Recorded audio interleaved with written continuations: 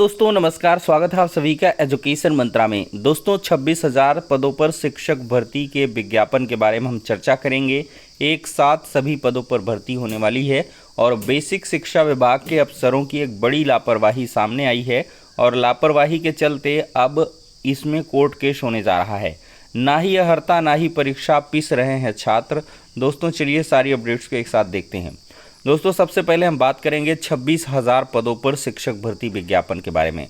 दोस्तों देखा जाए तो हमने आपको पहले से ही आगाह किया है कि DSSB से एक बड़ी वैकेंसी आपको देखने के लिए मिलेगी, तो वो समय नज़दीक आ रहा है और बहुत जल्द 26,000 पदों पर जो शिक्षक भर्ती का एक साथ विज्ञापन है वो जारी कर दिया जाएगा। आज के समाचार पत्र में दिया है, अवसर है दिल्ली में 26,000 शिक्षकों की भर्ती होगी, एक साथ आयोजित की जाएगी संयुक्त परीक्षा। तो DSSB के अधिवक्ता ने न्यायालय को बताया है कि दिल्ली सरकार नगर निगम और NDMC द्वारा संचालित स्कूलों में शिक्षकों के खाली पदों को भरने के लिए एक साथ संयुक्त परीक्षा आयोजित करेगी और भर्ती परीक्षा शिक्षकों के विभिन्न श्रेणियों के आधार पर की जाएगी।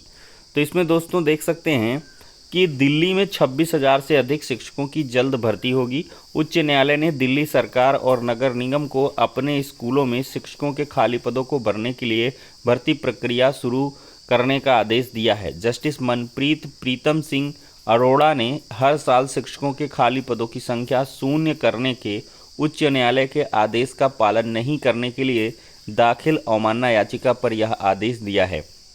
तो गैर सरकारी संगठन सोशल ज्यूरिस्ट की ओर से अधिवक्ता अशोक अग्रवाल द्वारा ये याचिका दाखिल की गई थी। दिल्ली सरकार नगर निगम के अधिवक्ता ने कहा कि जल्द ही भर्ती प्रक्रिया शुरू की जाएगी। सरकार के अधिवक्ता अवनीश अहलावत ने कोर्ट को बताया कि सरकार द्वारा संचालित स्कूलों में 20,557 शिक्षकों के पद खाली हैं। इन्हें भरने के लिए दिल्ली अधीनस्थ सेवा चयन बोर्ड यानी कि DSSB को आग्रह पत्र भेजने की प्रक्रिया चल रही है। नगर निगम के अधिवक्ता ने बताया कि उसके स्कूल में 5,750 पद खाली हैं। तो इन दोनों को जोड़ गांठ लिया जाए तो 26,000 पद बन रहे हैं। तो इन्हीं पदों पर जो भर्ती का विज्ञापन है वो जारी होगा। और दोस्तों DSSB और यूपी का सुपर टेट जो है वो लगभग सेम ही है। तो इस आधार पर आप लोग पूरी तरीके से तैयार हो लें। और बहुत सारे ऐसे लोग हैं जो कि सुपर टेट की प्रिपरेशन करते करते DSSB में जॉब पा गए और DSSB के अंदर अगर आप जॉब पाते हैं तो दिल्ली में ही जॉब करेंगे। और आगे अगर सिविल सर्विसेज की आप चाह रखते हैं तो ये सपना आपका आसानी से साकार हो सकता है, क्योंकि 2 शिफ्ट में वहाँ पर विद्यालय चलते हैं। एक शिफ्ट में आप कोचिंग कर सकते हैं, दूसरे शिफ्ट में आप जो है अध्यापन कार्य करके बढ़िया पैसा भी कमा सकते हैं। क्योंकि वहाँ पर क्या है कि HRA वगैरह आपका ज़्यादा मिलता है और यहाँ की जो यूपी की वेतन प्रणाली है वहाँ से आपको 8 से 10,000 रुपये ज़्यादा ही मिलेंगे। तो इस वजह से आपको वहाँ पर ज़्यादा फोकस रहना चाहिए। दोस्तों बेसिक शिक्षा विभाग के अफसरों की एक बड़ी लापरवाही सामने आई है। शिक्षक भर्ती का इंतजार कर रहे बेरोजगार ने सूचना का अधिकार अधिनियम के तहत बेसिक शिक्षा विभाग से जानकारी 9 बिंदुओं पर मांगी थी कि कितने शिक्षक कार्यरत हैं, कितने रिक्त पद हैं, इसकी भी जानकारी नहीं दी गई। RTI में पूछा गया कि बेसिक शिक्षा परिषद में कितने विद्यालय एकल हैं। तो बेसिक शिक्षा विभाग के अफसरों को नहीं पता है कि प्रदेश में कितने स्कूल संचालित हैं, उनमें कितने शिक्षक पढ़ा रहे हैं। परिषदीय प्राथमिक स्कूलों में शिक्षक भर्ती का इंतजार कर रहे मडियाहू जौनपुर के BTC 2015 के प्रशिक्षित बेरोजगार इंदु भाल तिवारी ने बेसिक शिक्षा निदेशक से सूचना का अधिकार अधिनियम के तहत 9 बिंदुओं पर जानकारी मांगी थी। उन्होंने प्रदेश में कुल परिषदीय प्राथमिक विद्यालयों की संख्या, कुल एकल शिक्षक विहीन स्कूल, स्कूलों में सृजित कुल पद, कार्यरत पदों की संख्या, छात्र शिक्षक अनुपात, शिक्षा मित्र संविदा कर्मियों की संख्या, वित्तीय वर्ष 18-19 से अब तक सेवानिवृत्त अध्यापकों की संख्या व नवनिर्मित स्कूलों की संख्या, प्राथमिक विद्यालयों में नामांकित छात्रों की संख्या मांगी थी। इंदुभाल के आवेदन पत्र पर पहली बार में निदेशक की ओर से कोई सूचना नहीं दी गई, जिसके बाद उन्होंने अपील की। अपील का जवाब संयुक्त शिक्षा निदेशक बेसिक लखनऊ गणेश कुमार ने 1 जून को ऑनलाइन माध्यम से दिया। उन्होंने 9 प्रश्नों का जवाब एक लाइन में ही दे दिया कि ऐसी कोई संख्यात्मक सूचना उपलब्ध नहीं है विभाग के जवाब से असंतुष्ट इंदुबाल ने अब इस प्रकरण को हाईकोर्ट में ले जाने का निर्णय किया है।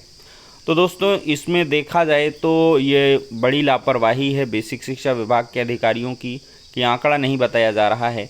कहीं न कहीं आंकड़ा अगर दिया जाएगा तो फिर इस मामले को चैलेंज भी किया जा सकता है। तो इसी वजह से शायद इसको जो है घुमाया गया है। और यहाँ पर राधाकांत ओझा जी हैं, पूर्व अध्यक्ष इलाहाबाद हाईकोर्ट बार एसोसिएशन, और उनका कहना है कि यह स्थिति दुर्भाग्यपूर्ण है।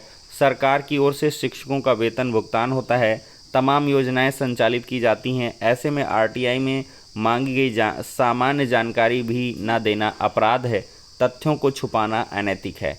तो कुल मिला के ये मामला थोड़ा सा संवेदनशील हो चला है और इस मामले पर जो हाईकोर्ट में अपील है वो भी की जाएगी। अब देखते हैं कि क्या कुछ यहाँ से मामला आगे बनता है। तो फिलहाल के लिए दोस्तों, जो जैसी अपडेट आगे निकल के आएंगी इस केस से रिलेटेड आपको प्रोवाइड की जाएंगी, लेकिन ज़रूर ये नई शिक्षक भर्ती से जुड़ा हुआ मामला है, क्योंकि इंदुबाल तिवारी की तरफ से ये आरटीआई मांगी गई है, आरटीआई में इंफॉर्मेशन, और इससे स्पष्ट हो जाता कि कितने पद खाली हैं और कितने पदों पर भर्तियां होनी चाहिए। 51,000 का हलफनामा खैर लगाया गया है। ग्रामीण संवर्ग में अलग से खाली पद हैं और शहरी क्षेत्रों में अलग से, उनको जोड़ा जाए तो 63,000 पद खाली नज़र आते हैं, लेकिन यहाँ पर कोई शिक्षक भर्ती के लिए सुगबुगाहट नहीं है। दोस्तों, शासन अहर्ता बताने व आयोग परीक्षा कराने से कतरा रहे हैं। अधियाचन मिलने के बावजूद फंसा आधा दर्जन भर्तियों का आयोजन। तो महीनों बीत गए, लेकिन शासन ने कई प्रकार के पदों पर समकक्ष अहर्ता को लेकर स्थिति स्पष्ट नहीं की है और इसी वजह से यूपीपीएससी भर्ती परीक्षाएं कराने से कतरा रहा है। समकक्ष अहर्ता के विवाद में आधा दर्जन भर्तियां फंसी हुई हैं। समकक्ष अहर्ता निर्धारण के लिए शासन स्तर से कमेटी गठित की गई थी। कमेटी ने माह भर पहले शासन को रिपोर्ट भी भेज दी थी, लेकिन शासन की ओर से अहर्ता को लेकर स्थिति स्पष्ट नहीं की गई है। यूपीपीएससी के जो सूत्र हैं उनका कहना है कि इस मसले पर आयोग की ओर से शासन को कई बार पत्र लिखा जा चुका है, लेकिन अहर्ता स्पष्ट ना होने से भर्ती शुरू नहीं हो पा रही है। हाईकोर्ट के आदेश पर यूपीपीएससी ने शासन को समकक्ष अहर्ता स्पष्ट करने के लिए पत्र लिखा था, ताकि भर्ती शुरू होने के बाद अहर्ता को लेकर कोई विवाद ना हो, कम से कम मामले कोर्ट में जाएं और भर्ती समय से पूरी हो सके।